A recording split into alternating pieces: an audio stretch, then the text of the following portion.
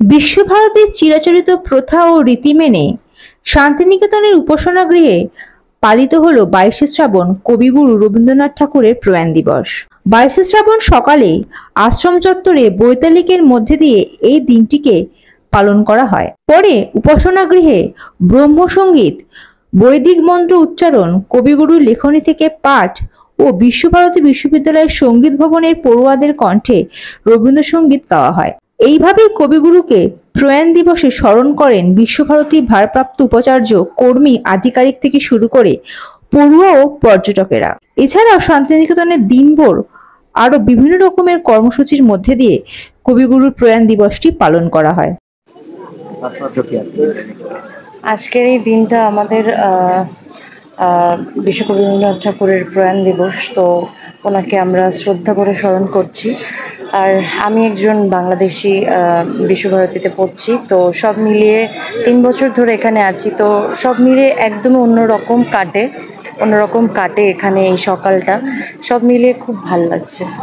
বাংলাদেশের বর্তমান পরিস্থিতির কথা চিন্তা করে খারাপ লাগছে, কতটা খারাপ লাগছে আমাদের? আমরা যেহেতু দেশের বাইরে আছি, তো সেহেতু আমাদের চিন্তাটা অনেক বেশি। হ্যাঁ, এখন খবরটা পাচ্ছি, তবে একটুখানিতে চিন্তা হচ্ছে দেশের জন্য, কারণ এখন আমাদের সেভাবে কোনো সরকার গঠন এখন অবধি করা হয়নি।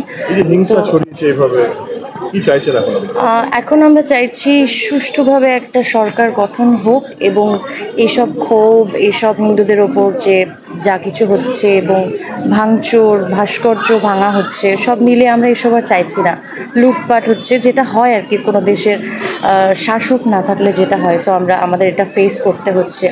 আর আমি যেহেতু একজন সনাতন পরিবারের মেয়ে, সো আমাকে আমার ফ্যামিলি নিয়ে চিন্তা করতে হচ্ছে যে তারা ঠিক আছে কিনা, এটা নিয়ে একটু চিন্তিত। আমার নাম শ্রাবণী মহন্ত।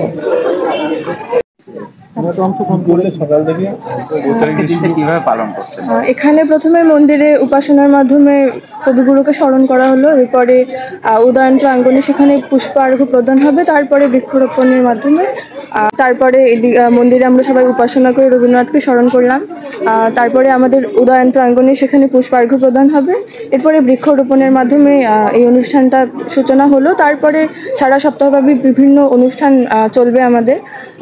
এইভাবে আমরা আজকে রবীন্দ্রনাথকে স্মরণ করছি, শুধু আজকের দিনে নয়, সারা বছর সবসময় রবীন্দ্রনাথ আমাদের সবার মনে থাকেন।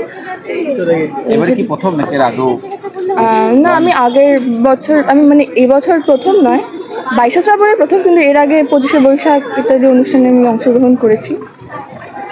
কি নাম? নিম সরকার। আমি ভাষা ভবনের ছাত্রী, বাংলা বিভাগ। এই দিনটা আমরা প্রথমে শুরু করেছি বৈতালিক থেকে ভোরে 5টার সময়। তারপরে বৈতালিকের পর এখন উপাসনা আমাদের সম্পূর্ণ হলো।